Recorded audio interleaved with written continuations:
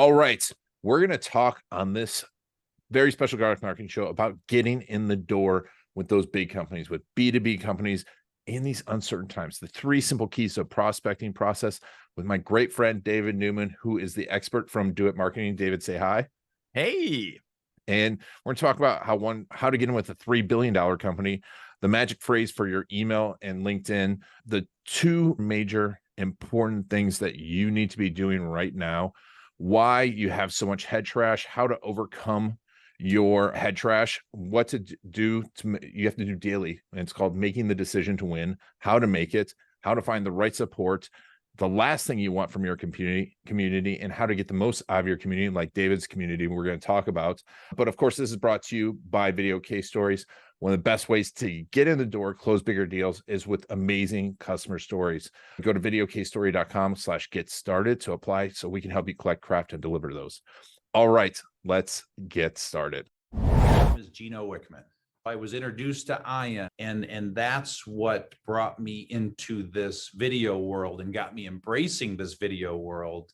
And Ian did exactly what I hoped. He got me really comfortable with putting videos out to the world and having a great strategy around putting videos out to the world, because there's so much more than just shooting a video. And so the way that he positions those videos, optimizes those videos, he's done a great job. All right. My first question is, I'm guessing you're not a millennial. So I'm old, man. I am old. I'm ancient like dirt. Do you remember when we look back, we're like, oh, times were so certain before, and they're not, and they're uncertain now. I'm like, wasn't it always a time of uncertainty? It certainly was. You can go back, and again, I'm not this old, but you could go back to the 1970s and the oil crisis. You can go back to the 1980s and the Black Monday and Black Monday, Black Friday, stock market implosion. You could look at various recessions and depressions, and some of the younger kids, younger being a relative term, might remember 9/11, obviously September 11th, 2001. And that was really the beginning of the normalization of disruption, because then we had the economic meltdown of 2007, 2008. We had the echo meltdown of 2011. Then, of course, COVID in 2020 and Russian war, God knows what, in 2022, and Israel in 2023. There's always going to be something. Global pandemic, war of the moment, economic meltdown, this sector, that sector, this whole, hey, everything is smooth, everything is easy. I agree with you. Those days are over. Yeah. And I think I really feel that there's so many people talking about this that people are like, I'm going to wait till it's certain to start marketing and selling. Yeah. Good luck. Good luck with that. Good luck. Yeah. You've got, I remember, not that I love the pandemic came out, but I was like, oh, this is a huge opportunity. I put a video out to all my clients. I'm like, this is your biggest marketing opportunity ever, because everyone's going to stop marketing. Go market the crap out of it. And I think it's those times of uncertainty. You look back and the best companies, the biggest companies, they're all built at the most uncertain times. And very true. And so then there's that opportunity, especially if you're a consultant, coach, and agency, to get in there when everyone's, oh, this isn't working. We started our original agency 2008, like late 2008, early 2009. Everyone's, you're crazy. I'm like, thank you for telling me that, because that means I'm doing it right. Let me reframe this, because a lot of times consultants and coaches and trainers, agency owners, they think, oh my gosh, this is so terrible. We're a nice to have. We're the first ones to get cut. We're the first vendor to get fired. And I want you to reframe that thinking, that you're not an agency owner, you're not a consultant, you're not just a trusted advisor, you're a professional problem solver. So when there's more problems and bigger problems and scarier problems, the services of a professional problem solver, the demand for those services goes up. It does not go down. Sometimes we are our own worst enemy. Like you said, with the pandemic, something happens and we take our foot off the gas, when that's the time to double down, help more, serve more, connect more, and be more of a resource to your target market. I love it. Yeah, it's so true. It's a tough mindset to get into. And I want to talk about of course, I want to talk about the tactics for getting in with these, especially in times of uncertainty when you don't know if the whole C-suite is going to change. Yeah. But before that, how do you develop that mindset of keeping the foot on the gas? I know you've got a program. I'm sure that tell me a little bit about your program and how you coach the people in your program to keep their foot on the gas, because I Sure. hear this all the time. You're like, oh, I got to stop marketing. This is happening, or this is happening. I got to start my sales because my team's too small. My team's too big. I don't have this person. I don't have that person. I can't sell. It's all of those excuses. You're absolutely right. It's raining. I can't do it. It's sunny. I can't do it. Whatever. We do have a coaching and mentoring company. Our flagship program is called DoIT MBA, which stands for Marketing Business Accelerator.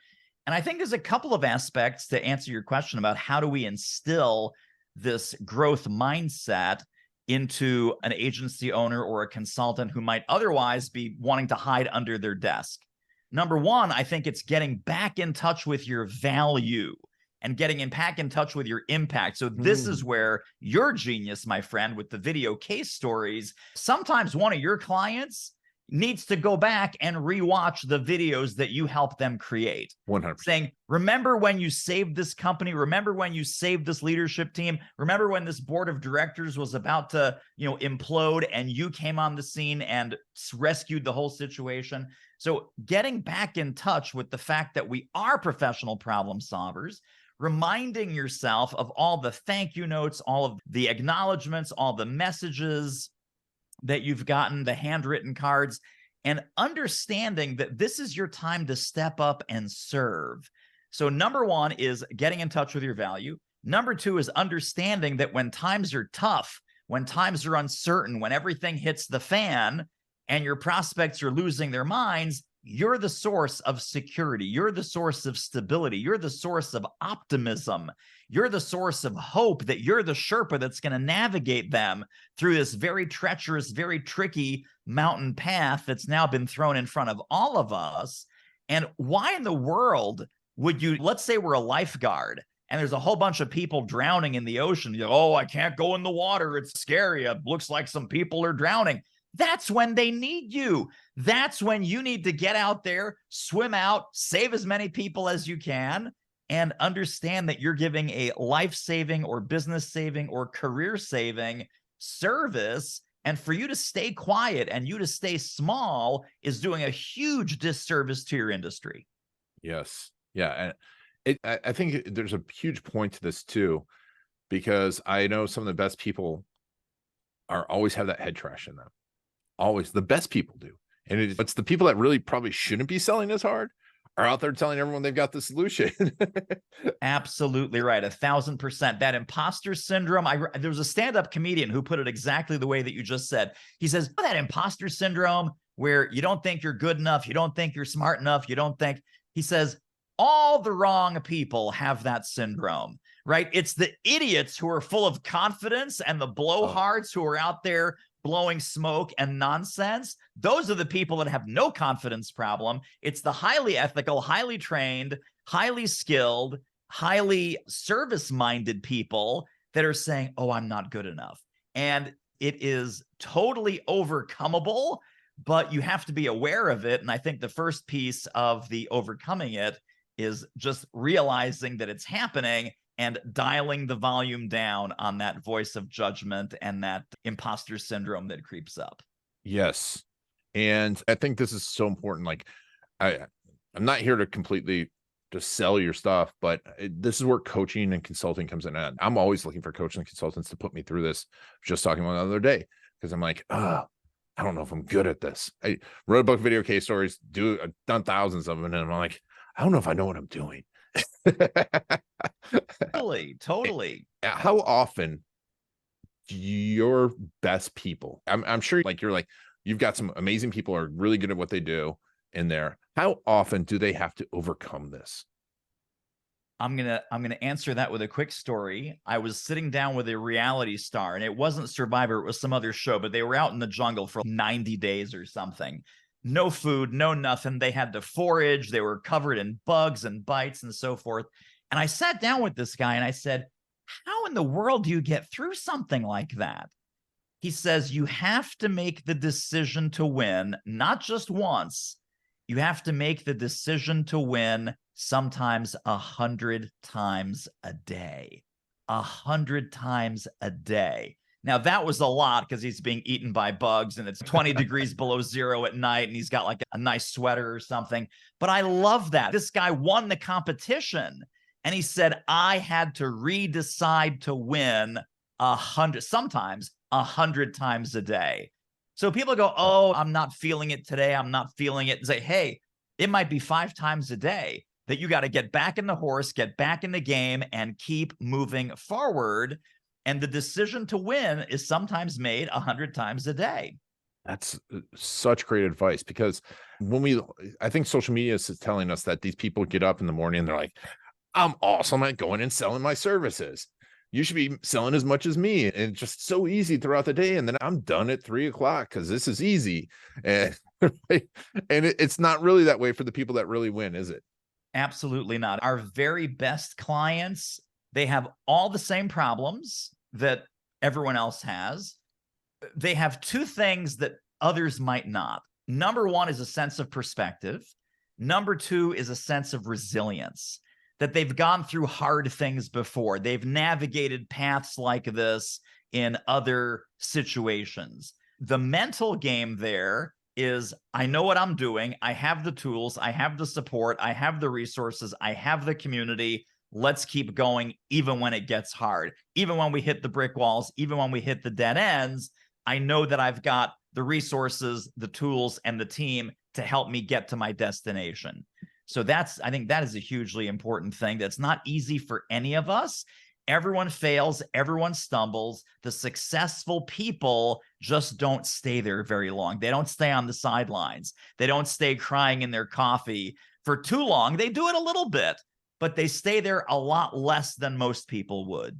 Yes. Yeah. They stay there to get back up, and they know it's all part of it, right? It's just Right. getting back up. But you said a few words that I think we use really quickly, and you said them quickly, and we don't get into them. It's support and community. Yes. And when looking for that support and community, I think I've been had the wrong support, had the wrong community, and had the right support and right community, and it's a huge difference. Yeah. How do people find that right support and that right community? Because we're not right for everyone. True. Absolutely. So I think as far as our community, our client community, Yeah. what I always tell people is, listen, you're used to being in the front of the room. You're used to being the consultant, the corporate trainer, the executive coach that has all the answers, that has all the wisdom, that has all the brilliance that you're sharing with your clients. When you go into a community or a coaching type of relationship, the last thing you want is to be the smartest guy or gal in that room. You want to be surrounded by people who are anywhere from 2 to 10 steps ahead of where you are, because any game that you play, you will always sharpen your skills by playing with someone who's playing at a higher level. Yes. So that's whether someone's making $300,000 a year, they'd love to get to 500K. What's the answer? Hang out with some people making 500K. The 500K people want to hit 7 figures, hang out with a bunch of 7-figure business owners. Watch how they think. Connect with how they process challenges. Observe them, model them when they hit an obstacle or a roadblock. What do they think? What do they say? How do they respond? And the moment that you start taking on the behaviors of that next level business owner, you will slowly, maybe even not so slowly, become that next level business owner. But before you see the results in your bank account, you first need to see the results and create the results in yourself. So this is where we talk about act as if, right? So someone's making 300K, they want to get to $1 million. The question is, what would a 7-figure business owner do? Someone's at 1 million, wants to get to 3 million. What would a $3 million business owner do? And they go, oh, David, not what I'm doing right now. No, not what you're doing right now. Something different. And again, not necessarily better, but they would process it differently. They would respond to it differently. They wouldn't let it take them out of the game for a week. They'd maybe have a pity party for 2 hours and then get back on and keep moving. So I think that peer group, that circle of colleagues and co-conspirators, And it doesn't have to be in a coaching program. It could be your personal circle of friends. It could be a mastermind group that you join. It could be something in your community or in your industry. But please find a way to connect with people that are anywhere from 2 to 10 steps beyond where you are, so that you can learn from them, model them, and sample their brain waves on a regular basis. Yeah, and they shouldn't necessarily be the better at everything than you, right? It's what do you need to get better at? I was listening to Arnold Schwarzenegger's biography or new book today, and it's like he talked about when he became an actor, he named off all the coaches he had, and it's boom.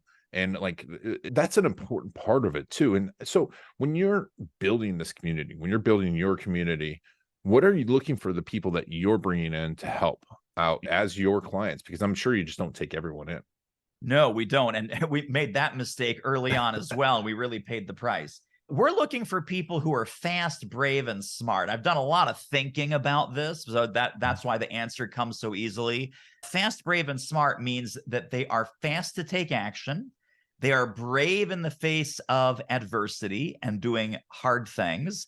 And smart is not book smarts. Smart is they're able to learn from their mistakes. They're coachable, they're open, they're ready, they're hungry. And there's a difference between hungry and starving also, because we used to help the starving people, and you get your fingers bit off when you help starving people. I love that. So don't put your hand in the mouth of a starving person. It's not going to be good. But fast, brave, and smart. And I love what you said a moment ago about the Arnold book.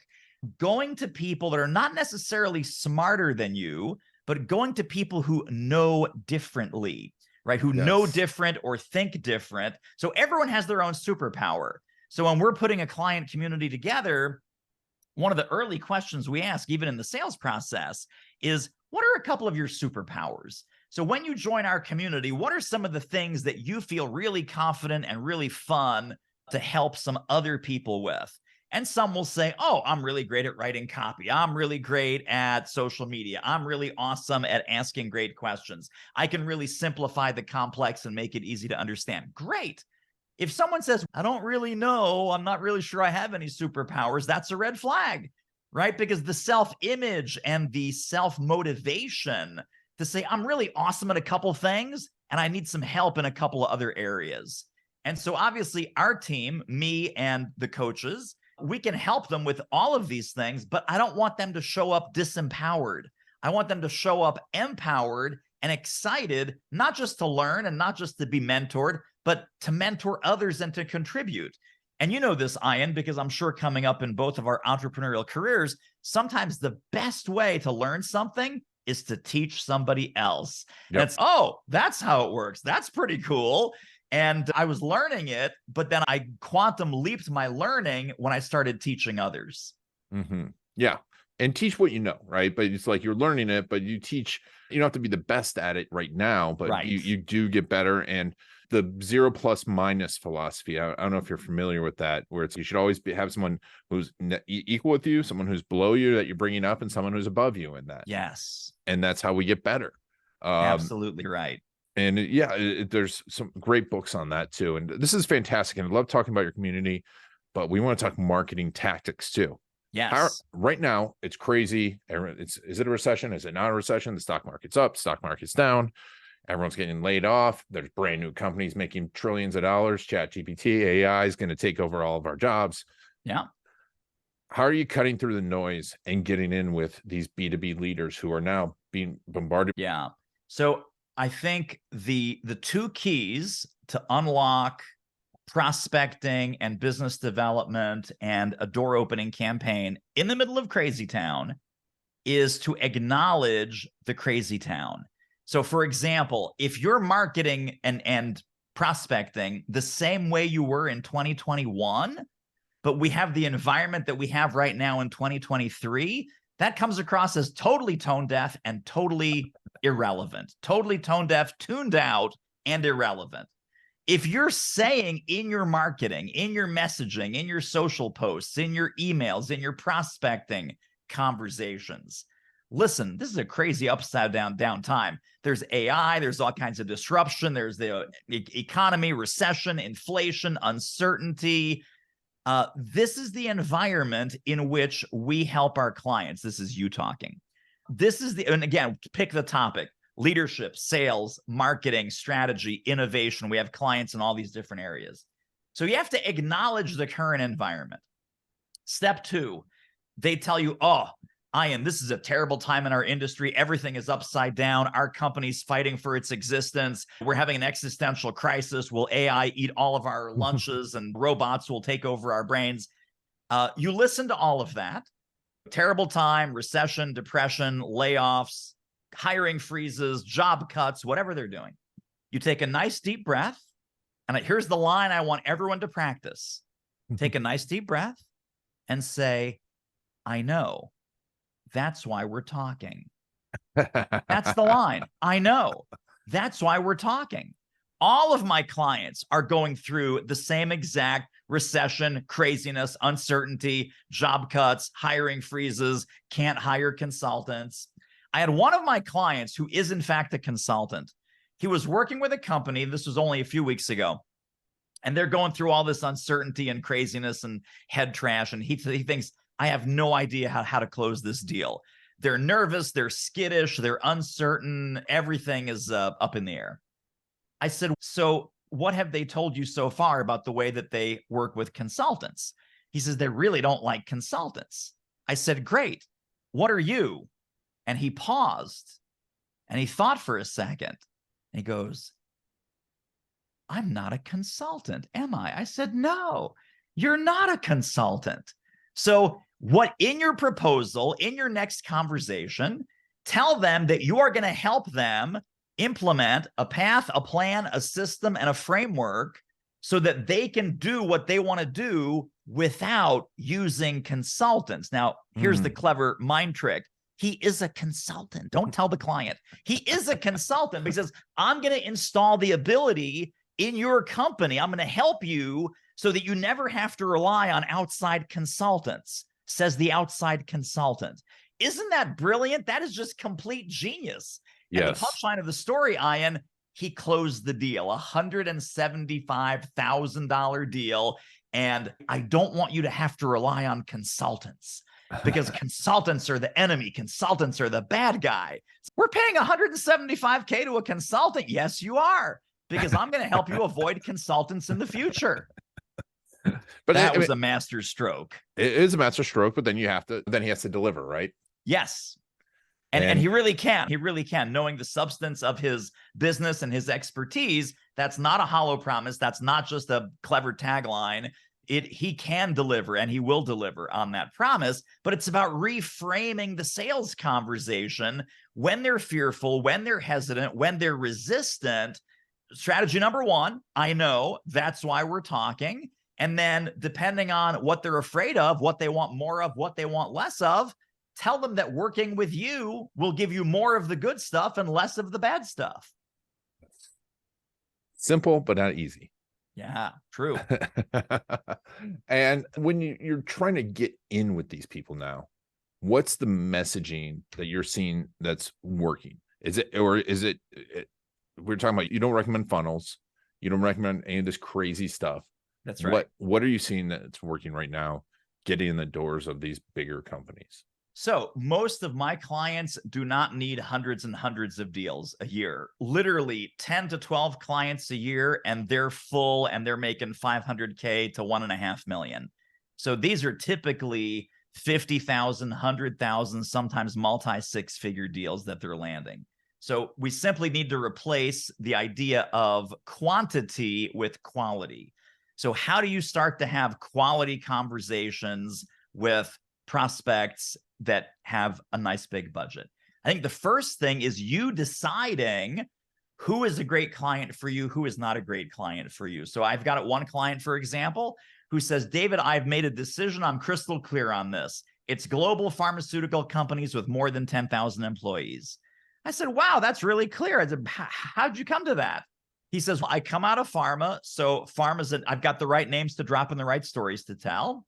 It needs to be global because my wife and I love to travel. So can we go to Paris? Can we go to Rome? Can we go to Athens? Can we go to Dubai? Can we go to Vancouver? Yes.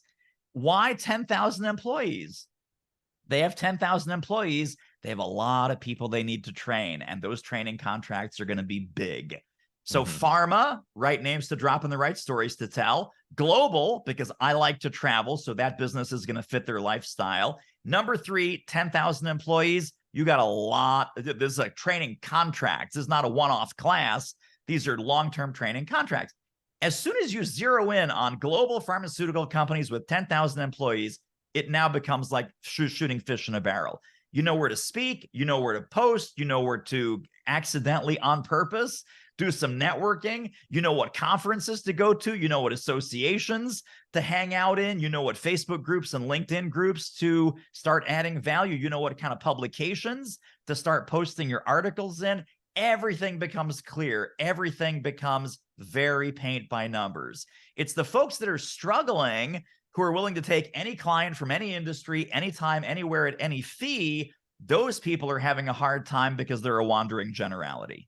Yes. And why it's interesting, because I was talking to someone the other day, and they're very much this, right? They're like, we've worked with these big companies, but we also want to work with the small companies. We also want to work at this. I don't have a niche. You can't niche me. We can serve everyone. Why are these people so afraid to do this? And how do you help them overcome that? My only theory there, Ian, is they don't like money. They just don't like money. Here is how I free people up with this. I'm not ever saying turn away a check. Some client comes to you, says, Ian, here's $50,000. You're the guy. We've been following you forever. We know you can help us. Here's 50 grand. You are not going to say, I'm sorry, you are not in the waste disposal industry. I'm not able to cash your check. Thank you. Please go somewhere else. So you can always take what comes. If your business model is take what comes, you don't have a business. You have a practice or a hobby. So the front end of this, I tell folks, target what you want, and you can always take what comes. So target what you want is your proactive activity. Take what comes, that's going to come anyway. That's gravy, right? That's the extra. Someone sees an article, someone finds you, they're not in your target market. You can do great work for them. You know exactly what they want. You know exactly what they need. You're happy to do that work. It's in your wheelhouse. Take the check. But when you say, I'm just going to take whatever comes in the door, whatever falls in my lap, whatever comes out of the blue, that's not a business. So proactively, you have to target what you want, and you can always take what comes. Yes. And to your point, then when you target what you want, it makes it a lot easier to prospect, doesn't it? And get referrals and get introductions, and everything else becomes easier. Yes. Yes. And what, from the targeting and outreach standpoint in these clients, uncertain times, I've decided, hey, I'm pharmaceuticals or whatever, I build out this list. What is our marketing and sales cadence to those people, to this prospecting? What do you find is working? Is it talk to them all the time, send them 20 emails, send them a watch? All of those sound like terrible ideas. So we're not sending watches. We're not sending 20 emails. We're not constantly barraging them. I always say, think of the way that you would treat a friend.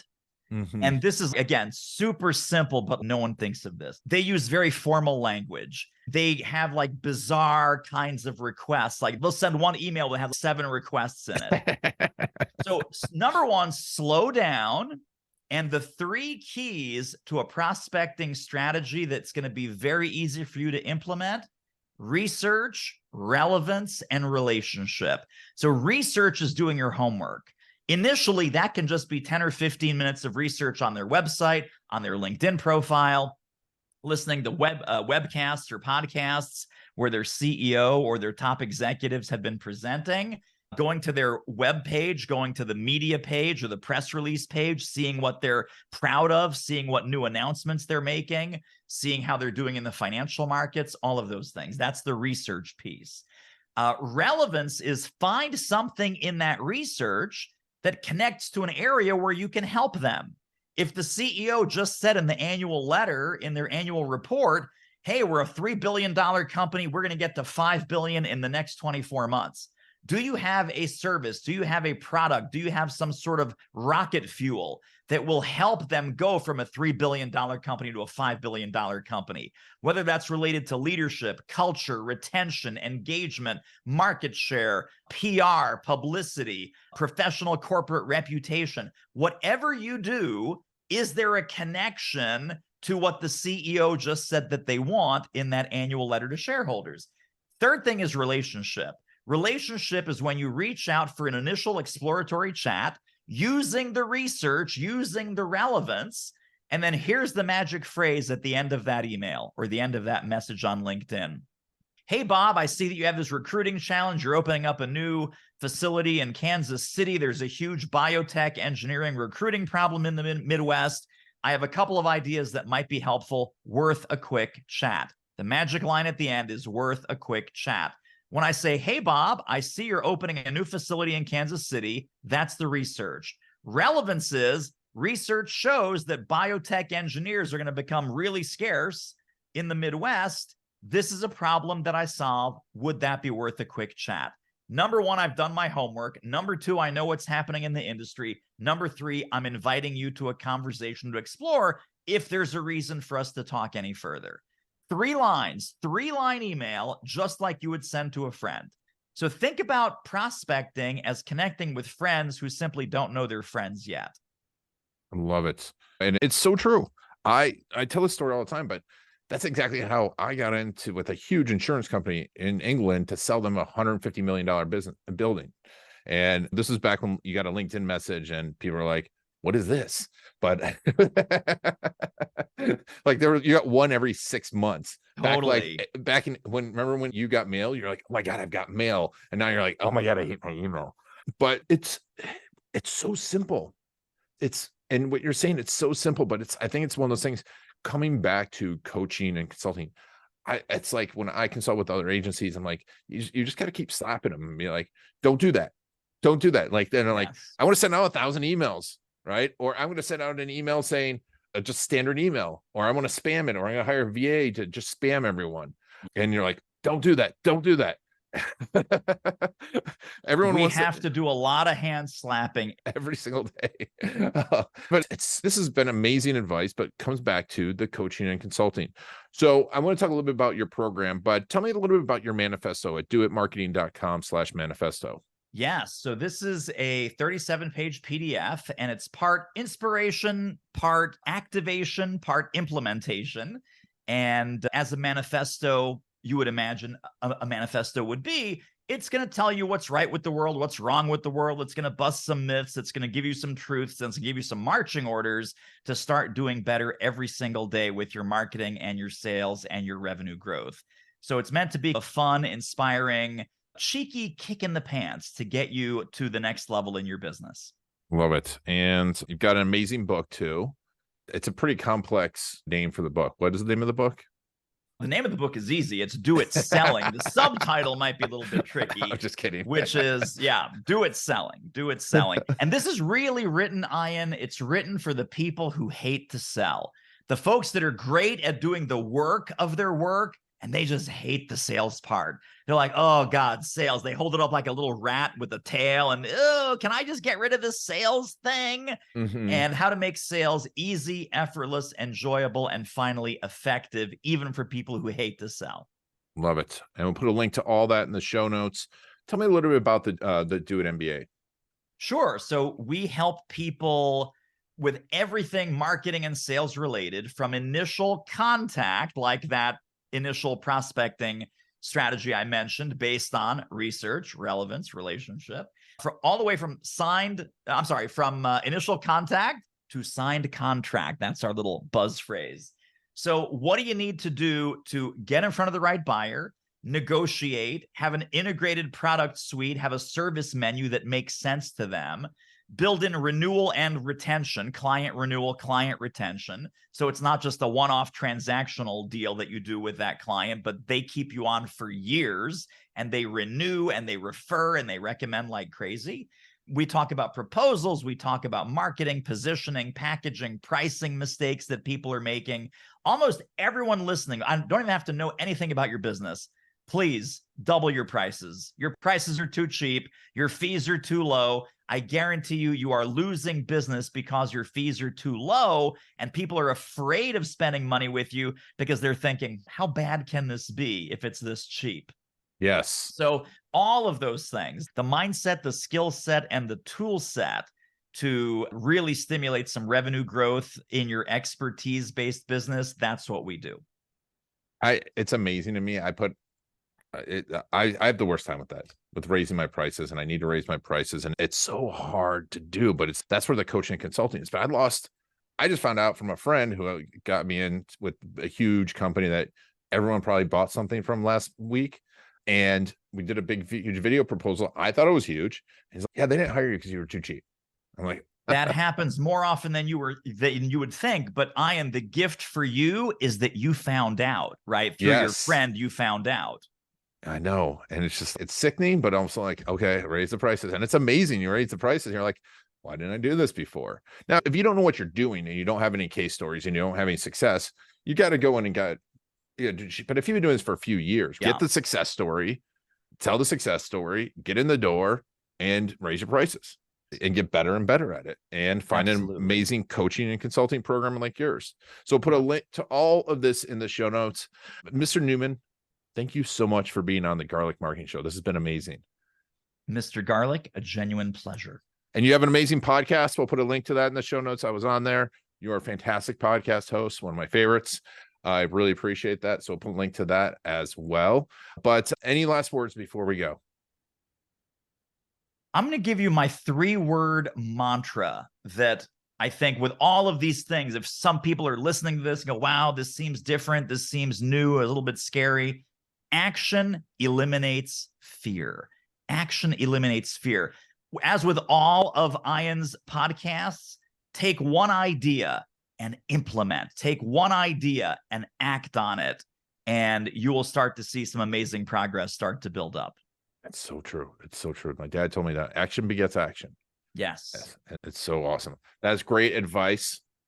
David, thank you so much again for being on this, folks. This is one that you should bookmark, listen to. If you're a coach consultant, grab the book, follow the podcast, talk to him. If you want to get to that 1 million mark and you're struggling at that 200,000, 300,000, talk to him. He knows his stuff. He's not a millennial. No offense to millennials. All right. Thank you for taking David on your journey. This has been Ian Garlic and the Garlic Marketing Show.